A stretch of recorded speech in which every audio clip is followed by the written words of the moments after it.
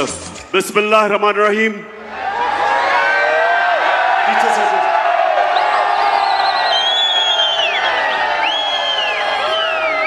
बिस्मिल्लाह रहमान रहीम।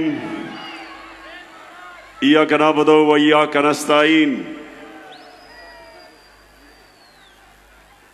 मुल्तान, ये मैं 3 महीने में ये मेरा तीसरा मुल्तान में जलसा है और मुझे हैरत होती है कि जब भी मैं आता हूं मुल्तान में, माशाअल्लाह आपका जज्बा, आपका जुनून, आपका शऊर हर बारी मुझे, जब मुल्तान की ये मैं बेदारी देखता हूं तो मैं आपके जज्बे को, जुनून को सलाम करता हूं।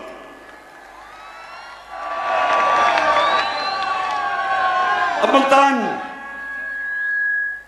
आज मैंने आपसे कई बातें करनी हैं,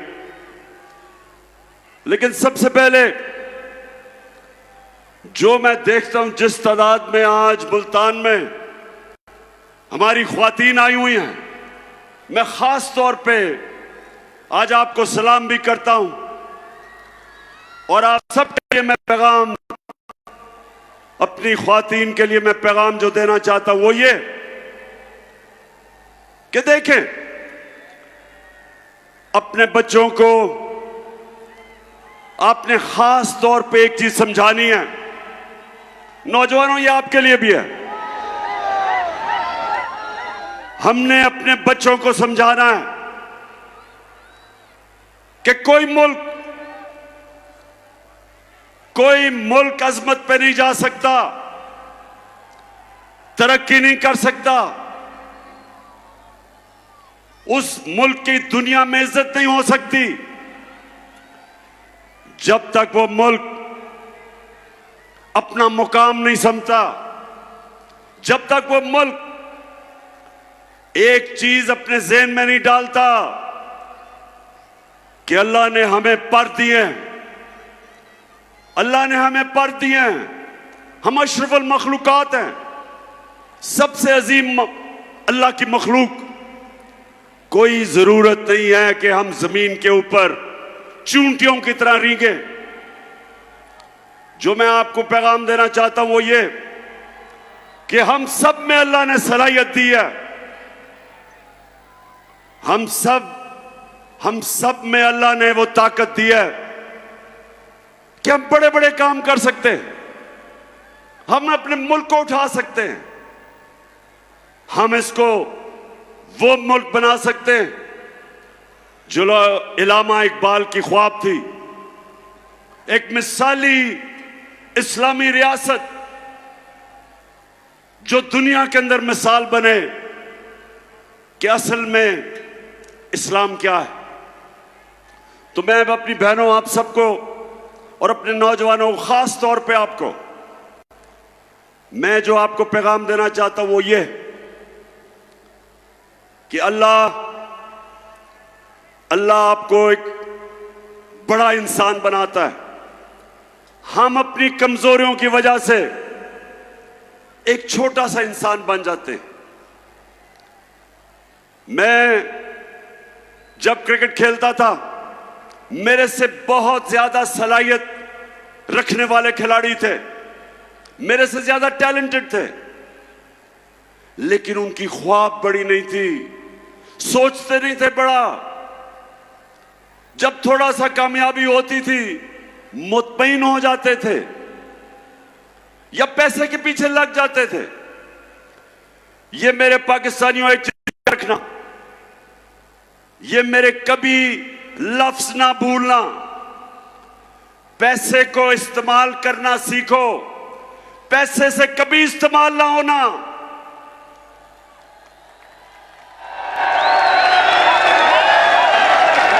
पैसे के बुत की कभी पूजा ना करना। हजरत मूसा जब वो 40 दिन के लिए गए तो पीछे उनकी कौम जो कुरान शरीफ में आता है कि सोने की गाय की पूजा कर दी, मतलब कि पैसे की पूजा शुरू हो गए।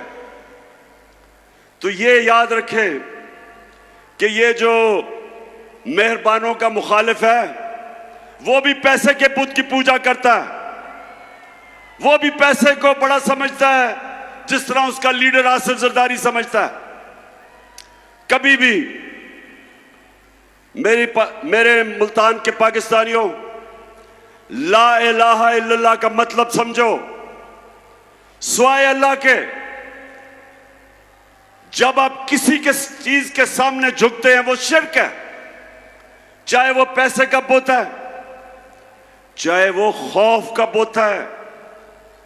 आजकल मेरी टीम के लोगों को, मेरे एमपीज को टेलीफोन आते हैं धमकियों के कि ये पार्टी छोड़ो।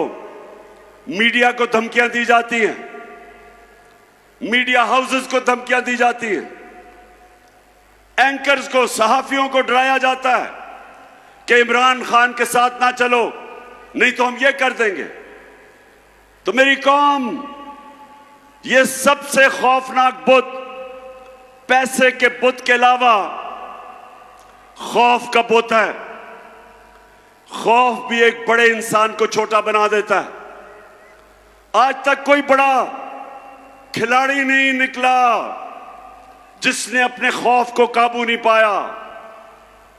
आज तक कोई बड़ा फौजी नहीं निकला जिसको तगमे मिले हो, जिसने अपने खौफ के बुत के ऊपर काबू ना पाया हो। बड़ा बिजनेसमैन बना जिसको नुकसान से डर, उस डर के ऊपर काबू ना पाया हो। कोई भी इंसान जो अपनी ख्वाब के पीछे जाने से डरता है वो बड़ा इंसान नहीं बनता। और इसलिए मैं जब प्राइम मिनिस्टर था, मैंने रहमतुल आलमीन अथॉरिटी बनाई। उसका मकसद क्या था? क्या मकसद था?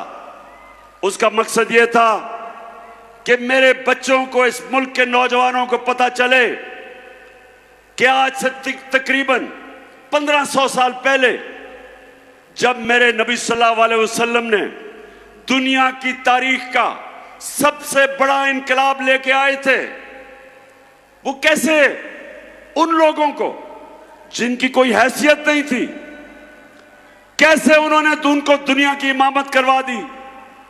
ये तारीख का हिस्सा है कि वो अरब जो मदीना में मक्का में बसते थे, उनके दोनों तरफ दुनिया की उस वक्त की अजीम सुपर पावर्स थी, इनकी हैसियत ही कोई नहीं थी। और मेरे नबी सल्लल्लाहु अलैहि वसल्लम ने मदीना की रियासत में उनको ऐसा तब्दील किया, उनको छोटे से लोगों को बड़े इंसान बना दिया, उनके खौफ खत्म कर दिए। जो अल्लाह के सिवा जिन बुतों की वो पूजा करते थे, बुत खत्म कर दिए। वो लोग परवाज करते करते कई 100 साल तक उन्होंने दुनिया की इमामत की, दुनिया के अजीम तरीन कौम बन गए। इसलिए अल्लाह हमें हुक्म देता है कि नबी सल्लल्लाहु अलैहि वसल्लम के रास्ते पे चलो। इसलिए नहीं कि आप अल्लाह को फायदा पहुंचाते, इसलिए कि जब आप नबी के रास्ते पे चलते हैं, आप एक छोटा सा आदमी बड़ा इंसान बन जाता है, इंसानों को पर लग जाते हैं। तो मेरी सबसे बड़ी कोशिश है कि मेरी अपनी कौम को किसी तरह अपने नबी की सुन्नत पे चलाऊं, ताकि मेरी कौम भी एक अजीम कौम बने। और वो बननी थी जो इलामा इकबाल की ख्वाब थी, और जो मेरे लीडर कायदे आजम ने जिसकी जदोजहद की थी, वो एक अजीम कौम थी। वो बननी थी, दुनिया के अंदर मिसाल हमने बनना था। उस रास्ते पे हमें वापस जाना है, और उसके लिए मुल्तान हमें हकीकी आजादी की जद्दोजहद करनी है। हमने अपने मुल्क को आजाद करना है। ये जो बैरूनी मुल्क साजिश के तहत चोरों को ऊपर बैठाया, जो बैरूनी मुल्क के गुलाम हैं, जिनके पैसे मुल्क से बाहर पड़े, ये जरदारी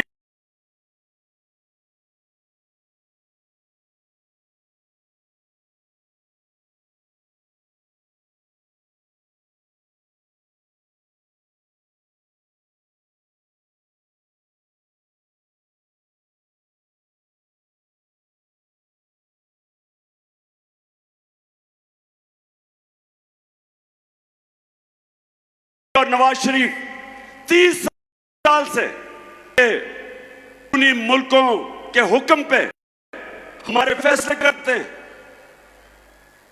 इनमें इतनी जरूरत नहीं कि जब रूस हमें सस्ता तेल बेच रहा था, जब मैं रूस गया और उन्होंने हमें सस्ती गंदम भी देनी थी, सस्ता तेल भी देना था, इन्हों में जरूरत नहीं थी कि इनका जो आका है, जिन्होंने इनको ऊपर बैठाया, जो अमेरिकी साजिश के तहत आए कि कहीं अमेरिका ना नाराज हो जाए, लिहाजा मेरे लोगों को महंगा तरीन तेल, डीजल, पेट्रोल और उसकी वजह से बिजली,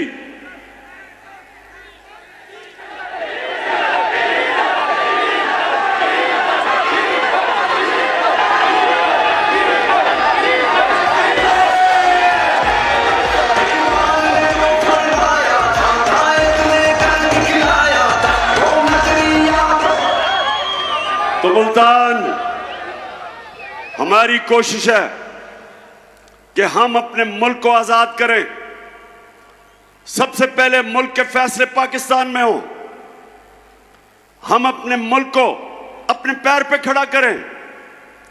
हमें कभी किसी और मुल्क के सामने हाथ ना फैलाने पड़े कि जब एक कौम किसी और मुल्क के सामने हाथ फैलाती है उसकी इज्जत नहीं होती। हरे पासपोर्ट की इज्जत नहीं होगी जब तक हम अपने पैर पे ना खड़ा हो। और मैंने एक पूरा प्रोग्राम बनाया है, क्योंकि जिधर इन्होंने मुल्क पहुंचा दिया, जिस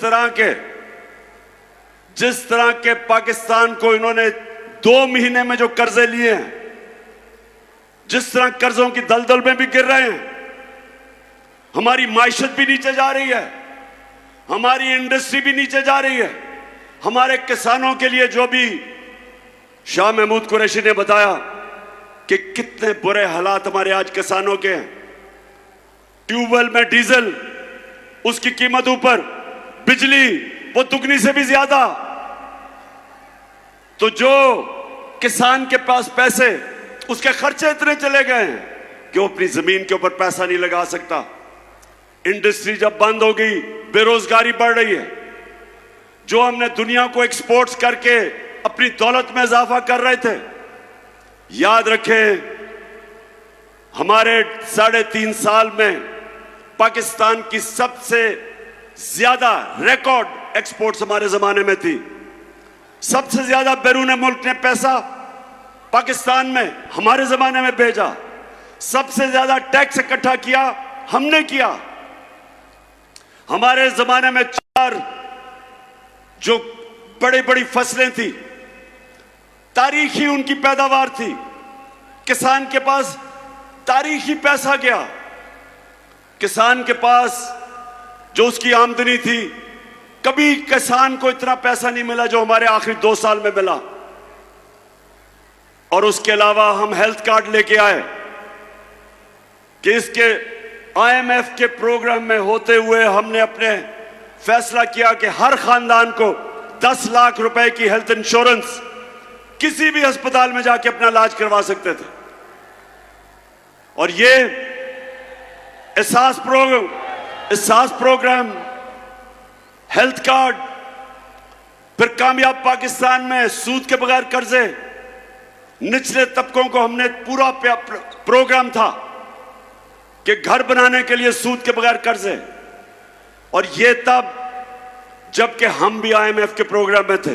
तो मैं आज ये कहना चाहता हूं कि वो जो मुल्क ऊपर जा रहा था, एक साजिश के तहत उन्होंने हमारी गवर्नमेंट कराई, और जब से ये हुकूमत आई है, कीमतें आसमानों पे, माइशत जमीन पे।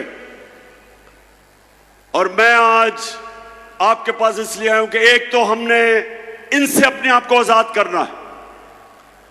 अब सबने मेरे से वादा करना है कि इन इलेक्शनों के अंदर आपने सबने इसको अपना इलेक्शन समझना है, अपने बच्चों के, अपने आने वाली नस्लों के लिए आपने इन सबको शिकस्त देनी है।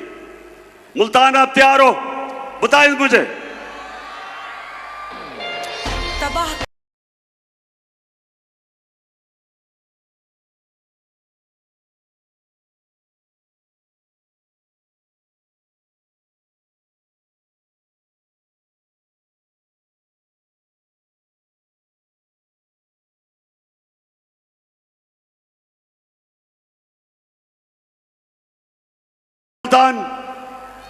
मैं जरा आज आप सबको तफसील में तो बताना चाहता था कि सारा दिन मैंने आज अदालत में गुजारा है, लेकिन क्योंकि अभी केस चल रहा है इसलिए उस केस पे तो मैं बात नहीं करूंगा।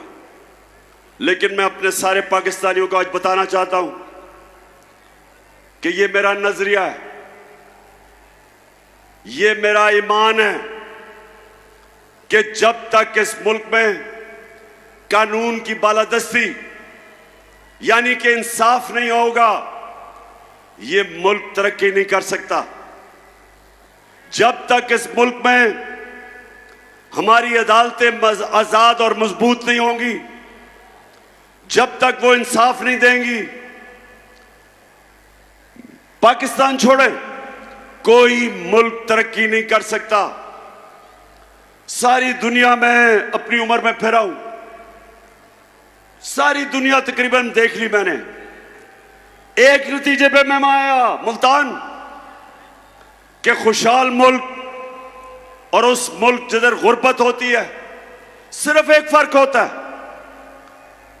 खुशहाल मुल्कों के अंदर इंसाफ होता है और गरीब मुल्कों के अंदर जुल्म का निजाम होता है, जिसके मुतालिक हजरत अली रजी अल्लाह ताला ने कहा था कि कुफर का निजाम चल जाएगा, जुल्म का निजाम नहीं चल सकता, नाइंसाफी का निजाम नहीं चल सकता। हमारा सबसे बड़ा मसला कि ताकतवर के लिए एक कानून, कमजोर के लिए दूसरा।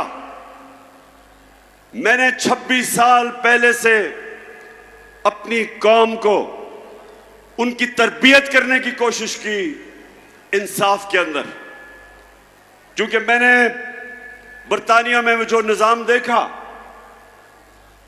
उसकी सबसे बड़ी कामयाबी की वजह यह कि वहां इंसाफ कोई कानून के ऊपर नहीं, ताकतवर के लिए भी वो कानून, कमजोर के लिए भी वो। हमारा मुल्क का अलमिया क्या है? मुझे अभी भी मशवरे दिए जाते हैं कि इमरान खान तुम ऑपोजिशन को साथ मिला के चलो। जब मैं हुकूमत में था, अब कहते हैं कि हुकूमत असेंबली में चले जाओ, इनके साथ इकट्ठे बैठ के मामले तय करो। पाकिस्तानियों, मेरी एक बात सुन ले आप। मेरे नबी सल्लल्लाहु अलैहि वसल्लम ने जब फतह मक्का की तो उन्होंने सब काफिरों को माफ कर दिया, सबको माफ कर दिया। लेकिन जब उनके पास एक दरखास्त आई, उन्होंने कहा, उनके पास आई कि जी कुरैश की लड़की ने चोरी की है, कुरैश की लड़की है, उनको सिफारिश आई कि उसको माफ कर दो। आगे से उन्होंने जवाब दिया, जो सबसे रहमदिल इंसान, रहमतुल आलमीन, दुनिया के लिए रहमत बन के आए थे, उन्होंने कहा मुल्तान कि मेरी अगर बेटी भी चोरी करे उसको भी मैं नहीं छोड़ूंगा, उसको भी सजा मिलेगी। यानी कानून के ऊपर कोई नहीं, मेरी बेटी भी नहीं है। तो यहां जब से मैं 26 साल में पॉलिटिक्स आया हूं, ये दो खानदान जो 30 साल से मुल्क को लूट रहे हैं, 30 साल से बारियां ले रहे हैं। हमेशा मुझे यह कहा जाता है कि इमरान खान आप ये क्या सियासत, क्या इनसे मुफाहमत करें, इनसे बैठ के बात करें। मैं आज अपनी कौम को कहता हूं, मैं हर किसी के साथ बात करने के लिए तैयार हूं, हर किसी के साथ। किसी का नजरिया फर्क है, कोई मेरे खिलाफ नजरियाती तौर पे, हर किसी से मैं बात करने के लिए तैयार हूं, लेकिन चोरों से कभी बात करने के लिए नहीं तैयार। जिस वक्त एक माशरा चोरी को बुरा नहीं समझता, वो कौम अपनी कब्र खोद देती है। जब आप ये कहते हैं कि फलाने ने इतनी करप्शन की, और वो जब जाता है न्याय की अदालत में तो उसके ऊपर फूल फेंकते हो। जब एक माशरा बुराई को बुरा नहीं समझता, अपनी तबाही का दरवाजा खोल देता है। इसलिए अल्लाह ने कुरान में हुक्म दिया, अमर बिल मारूफ, अच्छाई के साथ खड़े हो, बुराई के खिलाफ खड़े हो। हुक्म दिया कौम को हुक्म दिया है कि अगर तुमने अपनी बेहतरी का सोचना है तो बुराई के खिलाफ जहाद करो। कहीं कुरान में नहीं लिखा कि बदी के साथ मुफाहमत करो। और मैं अपनी ख्वातीन को भी ये कहना चाहता हूं कि अपने बच्चों को ये जो हुक्म है अल्लाह का, अमर बिल मारूफ, अच्छाई की तरबियत करें, अच्छाई और बुराई में फर्क बताएं। क्योंकि जो मगरिब में मैंने माशरे देखे वो वाकई अमर बिल मारूफ पे चलते हैं। वो माशरे जिनको हम काफिर कहते हैं, वो माशरे अमर बिल मारूफ पे चलते हैं, और हम अपने आप को मुसलमान कहते हैं। और हम तमाशा क्या देखते हैं कि छोटे चोर जेलों में और बड़े बड़े डाकू, कोई वजीर आजम बन जाता है, कोई वजीर बन जाता है, कोई असेंबलियों में चला जाता है।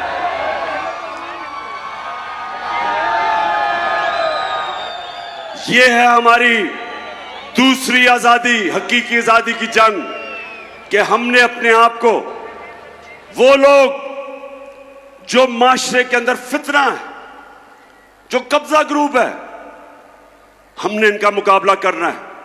क्यों नहीं स्विट्जरलैंड में कब्जा ग्रुप, क्यों नहीं यूरोप में कब्जा ग्रुप? क्योंकि उनकी अदालतें ताकतवर को भी उसी तरह करती हैं जो कमजोर को करती। हर दुनिया का माशरा जो कामयाब है वह ताकतवर को कानून के नीचे लेके आते हैं। हमने एक मिनट, 26 साल पहले मैंने जब पॉलिटिक्स शुरू की थी इसी चीज के ऊपर कि पाकिस्तान में हमने इंसाफ की जंग लड़नी, और मेरा मुकाबला इन दो करप्ट खानदानों के साथ था जो समझते थे कि इंसाफ के ऊपर है। कभी भी, नौजवानों जरा मैं आपको टीवी पर दिखाऊंगा, यह कभी नहीं हुआ कि एक जमहूरियत के अंदर एक पॉलिटिकल पार्टी ने सुप्रीम कोर्ट के ऊपर डंडों से हमला किया। यह कभी नहीं हुआ कहीं। यह जरा भी देखें,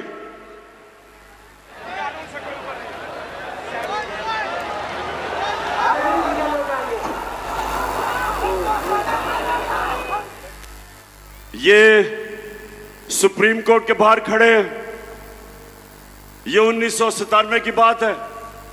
पुलिस ने रास्ता दिया इनको, नवाज शरीफ की हुकूमत थी।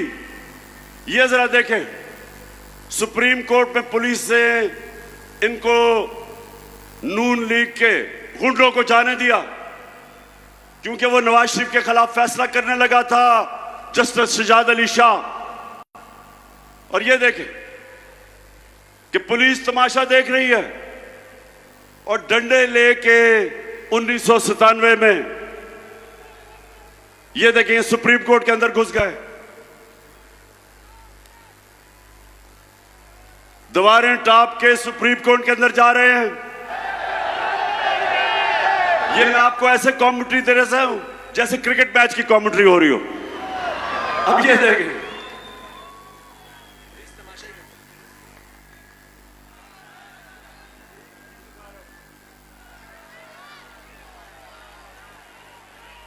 सुप्रीम कोर्ट के ऊपर चढ़ गए और पुलिस तमाशा देख रही है। ये सुने, अब मैं ये आपको क्यों दिखा रहा हूं, ये किसी जमहूरियत में नहीं होता। सजाद अली शाह को उन्होंने सुप्रीम कोर्ट से भगाया, वो जान भी बचा के भागा, जो चीफ जस्टिस था। और फिर इन्होंने जजेस को, बाकियों को पैसा चलाया, ब्रीफ केस चलाए और सजाद अली शाह को हटाया गया। कोई एक्शन नहीं लिया गया इनके ऊपर। और ये वो लोग हैं जो आज मुल्क पे मुसल्लत है और आज कहते हैं चोरी हमने की है, हमें एनआरओ दो, हम कानून से ऊपर हैं।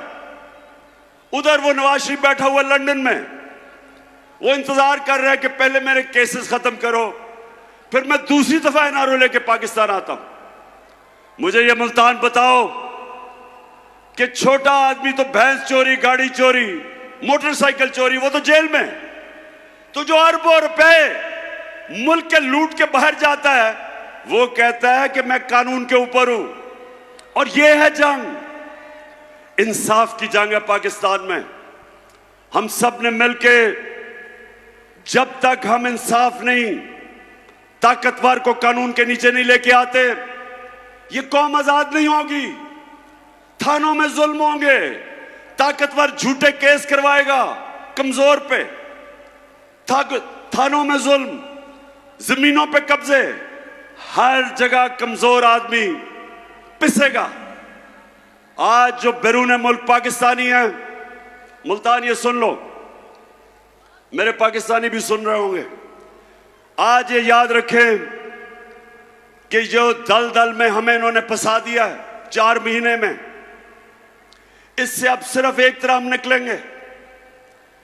बैरूनी मुल्क जिनसे हम इमदाद मांगते हैं, वो अब नहीं देंगे।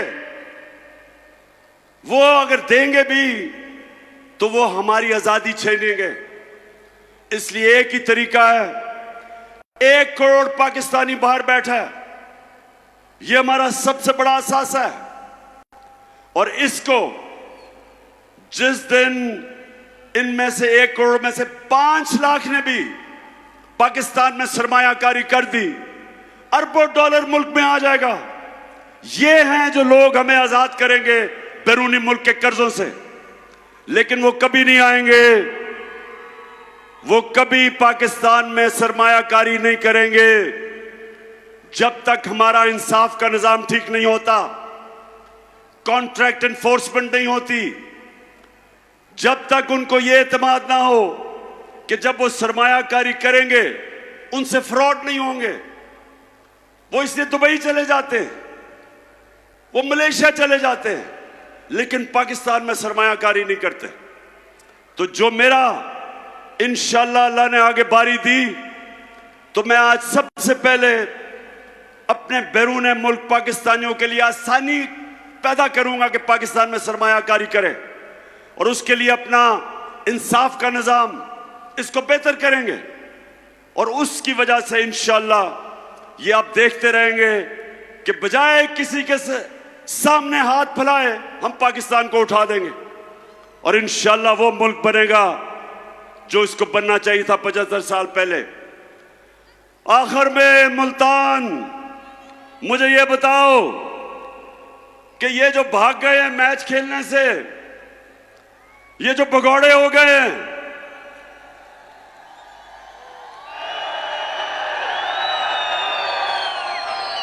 मुझे पूरा यकीन था कि इन्होंने इलेक्शनों से भागना है। बिल्कुल ठीक कह रहे हैं कि मुझे पता था कि इनकी कांपें टांगनी शुरू हो गई हैं। मुझे अंदाजा हो गया था कि ये जो जलसे देख रहे हैं, ये जो पब्लिक को देख रहे हैं, जिस तादाद में पब्लिक निकल रही है, गर्मी में, गर्मी हो बारिश हो, पब्लिक निकल रही है। इनको पता है कि कौम किस तरफ खड़ी हो गई है, जाके डर रहे हैं। जो 17 जुलाई को पंजाब के 20 बाई इलेक्शन हुए, पूरी धांधली के बावजूद, धांधली की, इतना इलेक्शन कमीशन कभी पाकिस्तान में मैंने ऐसा नहीं देखा जो मुकम्मल तौर पे इनके साथ मिलकर धांधली करता है। उसने भी धांधली की, इंतजामिया भी इनके साथ, मिस्टर एक्स ने भी मदद की। सबके बावजूद इनका सफाया हो गया। 2 इलेक्शन धांधली करके इन्होंने जीते हैं, के बावजूद सफाया हो गया। तो आप डर रहे हैं, मुल्तान इनको खौफ आ गया है, डर रहे हैं। अब इनको ये खौफ है कि ये अगर इलेक्शन हो जाता है इतवार को, तो 3 और सीटें गिर जानी थी इनकी, 3 और विकेटें गिर जानी थी। और उसके बाद 25 सितंबर को, आपको पता है मैं 9 हलकों में खड़ा हूं, और मेरा चैलेंज है कि इंशाल्लाह जब भी वो 9 हलकों में इलेक्शन होगा, 9-0 रिजल्ट आएगा, धांधली के बावजूद। ये ऐसे ही है। जब आपको पता पुराने जमाने में क्या होता था, जब मैं क्रिकेट खेलता था तो अपने अपने अंपायर होते थे। हम जब हिंदुस्तान मैच खेलने जाते थे, उनके अपने अंपायर होते थे। वो जब पाकिस्तान खेलने आते थे, हमारे अंपायर थे। वो पाकिस्तान में नहीं जीत सकते थे। जिधर हमारी टीम को मुश्किल पड़ती थी, अंपायर मदद करने के लिए आ जाते थे। उधर जब जाते थे तो उधर जब हम मैच जीतने लगते थे, उनके अंपायर मदद करने के लिए आ जाते थे। तो वाहिद कप्तान था, हिंदुस्तान गया, उनके अंपायर थे। उनके अंपायरों के बावजूद आपका कप्तान जीत के आया।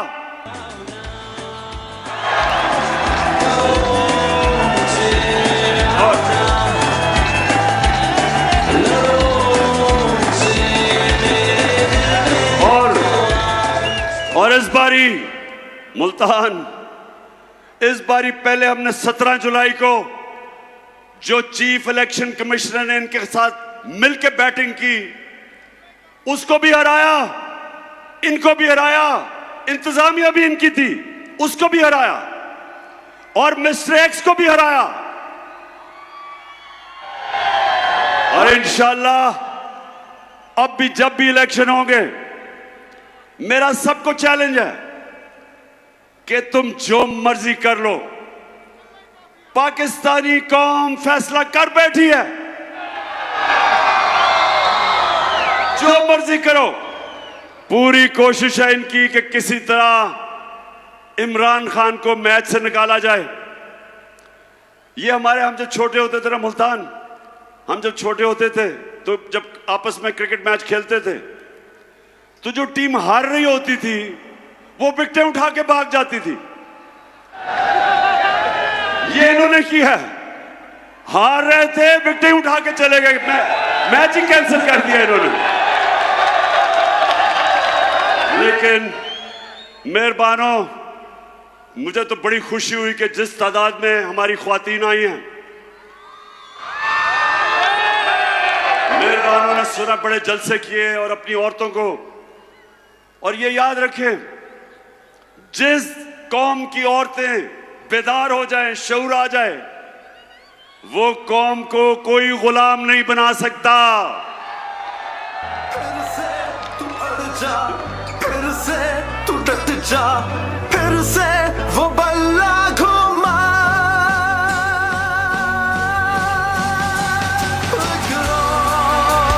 कदम बढ़ा,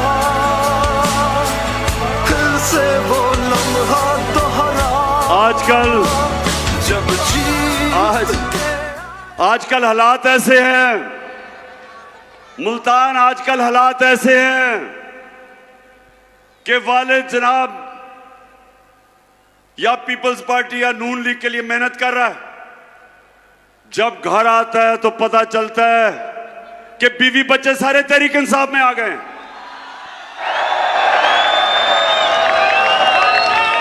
यानी कि ऐसे लग रहा है कि जैसे पुराने जमाने के अंदर जब मेरे नबी सल्लल्लाहु अलैहि वसल्लम ने तबलीग की और लोगों को इस्लाम की तरफ लेके आए और राय हक पे लेके आए, तो एक वक्त ऐसा था कि आदमी कहीं और होता था, घर में औरतें और नौजवान इस्लाम कबूल कर लेते थे। आज माशाअल्लाह कौम ऐसी बेदारी आई है और शऊर आया है कि वो ये दो जमातों को 30 साल से देख रही थी, और आज ऐसी बेदारी है कि जो भी आज कोशिश करें, औरतें, बच्चे, नौजवान, बल्कि बूढ़े भी आप फैसला कर बैठे हैं कि इन दो जमातों के साथ नहीं चलना, जिन्होंने सारी जिंदगी इनको सपोर्ट की थी। बस मैं आज मुल्तान आपका हैट्रिक के जलसा किया मैंने, 3 जलसे 3 महीने में। मैं आज आपका शुक्रिया अदा करता हूं, जिस गर्मी में और जिस सुकून में और जिस शऊर से आपने मेरी बातचीत सुनी। आएंगे मुल्तान, आपने मेरे से वादा करना है कि इनको ऐसा फेंटा लगाना है, ऐसी शिकस्त देनी है कि अगले इलेक्शन में आपने 2/3 अक्सरियत तहरीक इंसाफ को दिलवानी है, 2/3 अक्सरियत, ताकि हम इस मुल्क में वही हकीकी आजादी का इनकलाब ला सके। पाकिस्तान जिंदाबाद।